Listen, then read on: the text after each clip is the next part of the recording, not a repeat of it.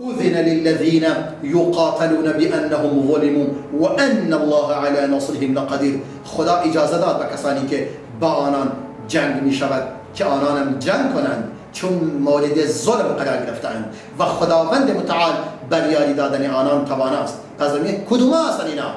این کسانی که با آنان جنگ می شود و مورد ظلم قرار گرفتند، الذين اخرجوا من ديارهم بغير حق الا ان يقولوا ربنا الله.